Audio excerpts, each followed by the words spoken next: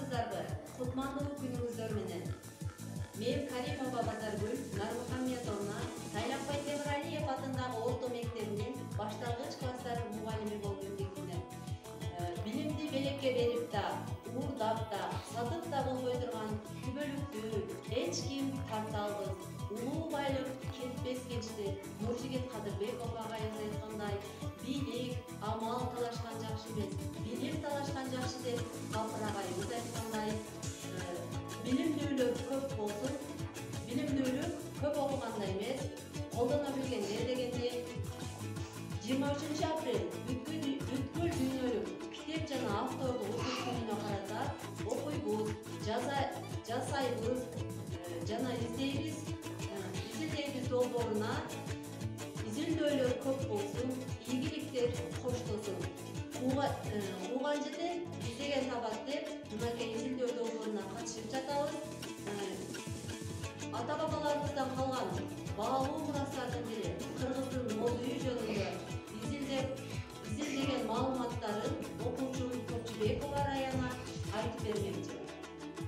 Амансыздарбы, аппак тилдүү эжекелерим жана окуу керемет долбоору. Мен ушул окуу керемет долбооруна катышып жатып,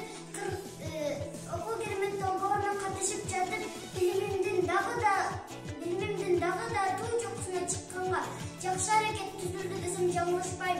Мен Топчубекова Раяна, Ноокат районунун Кыргыз Ата айылынын Тайлакбай Темиралиев атындагы орто мектебинин 3 классынын окуучусумун. Мен ушул окуу керемет долбооруна катышып жатып, Кыргызстан элдеринин маданияты деген теманын ичинен боз үйдү изилдегенимди сиздерге айтып берейин. Боз үй кыргыз болуп жаралы, боз үй менен өмүрлөш, жолдош, шериктеш болуп жашап келет. Боз үйдүн кыргыздар көчмөндүк журттун эң ыңгайлуу турак жайы бул боз үй. Кыргыздарды боз үй жаан-чачкындан, шамалдан, түрдүү азап-тозуктордон сактап келген. Болгону жия келсе бир төөгө гана жүк болуп, өзүнүн ыңгайлуулугу менен айырмаланып, кыргызды боз үйдү кыргызсыз элестетүү мүмкүн эмес.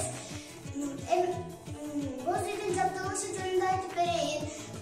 Кыргыздар көчмөндүк турмушту баштарынан өткөрүп келишкен эл болгон. Алар көчмөндүк журттун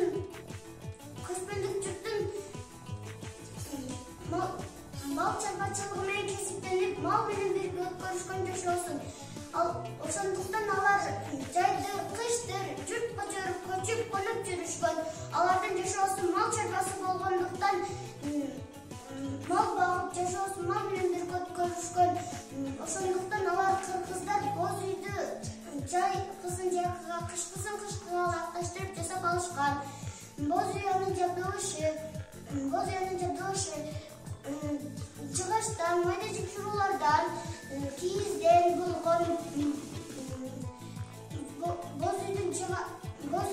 Боз үйгө түндүк, уулук, кереге, бозолор, тал терек, четен жана башка шыргайларды пайдаланышкан. Боз үйдүн жыгач жабдыгысын даярдоого турбайт. Эң алды менен уулук, кереге керектүү. Жыгачтарды жасоого үчүн жерге топтоп алышып, мотодон өткөрүүчү корго салып жумшартып алып, андан кийин тистен уукка, керегеге алакташтырып, тистен өткөрүшөт. Тистен өткөн уулукту үйдүн чоң же кичинесине алакташтырып жасап алышат. Уулуктун баштагына түндүк калкагында көзүндүккө туура келгидей кылып көзөлөт. Аяк жагы козолуп, учуна керегенин башына байлай турган өрүлгөн жип тагылат. Жасалган ууктарды кызыл жошо менен боеп, мотосу жанып кетпес үчүн баш аягын тагып көлөкө жерге коюп кургатышат. Кереге уукка караганда жасалышы татаалыраак болот. Керегенин жыгачтарына корго салып жашытып алып, андан кийин тиске салып кийет. Керегенин баш жагын ийди менен чалкалата ийип коет. Керегенин Keregenin жыгачтары бирдей болгон. Кыска сакалактар болот. Сакалактар эки канат керегени бириктирүүгө жардам берет. Keregenin жыгачтары карыштап, ченеп, башкача айтканда 18-20 сантиметр бирдей кылып, көк менен көктө торкуз кылып бириктирет. Көк уйдун, төрөнүн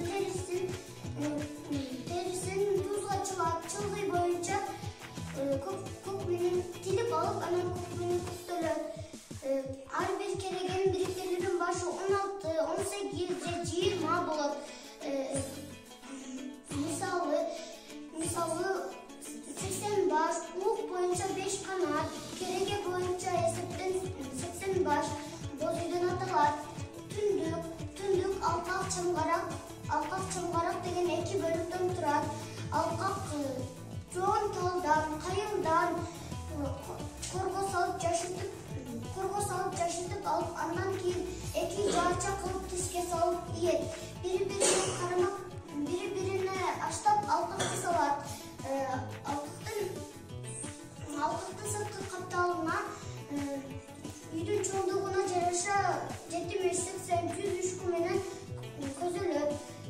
Ал эми алкактын үстү жагына карама каршы багытта 4 жагына 16 көзөлөк тешилет.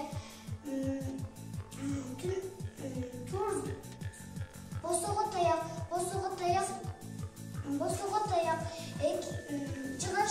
жыгачтан эки жан босого, бирден баш босого, жер босого жасалат. Жыгачтан жасалган бардык жабдуулардын жыгач усталар жасашкан. Мурунку усталардын колдонгон мурунку куралдары моток, жыгач, ийди, үшкү, аштама, кетки, метри, темир, шибегелер, таккы дегендер болгон. Боз үйгө каламоочу чийди тандап узунунан жаандап кийин бирден түбүт менен тартып келип алар арчып тазалап, андан кийин 6-8 тап кылып согот. Мисалы 6 тапка, 12 сүйрү тапка баканга салуулуп чийди бирге кенеп жиптерди алмаштырып иштей берет. Боз үйдүн сырткы жабдууларына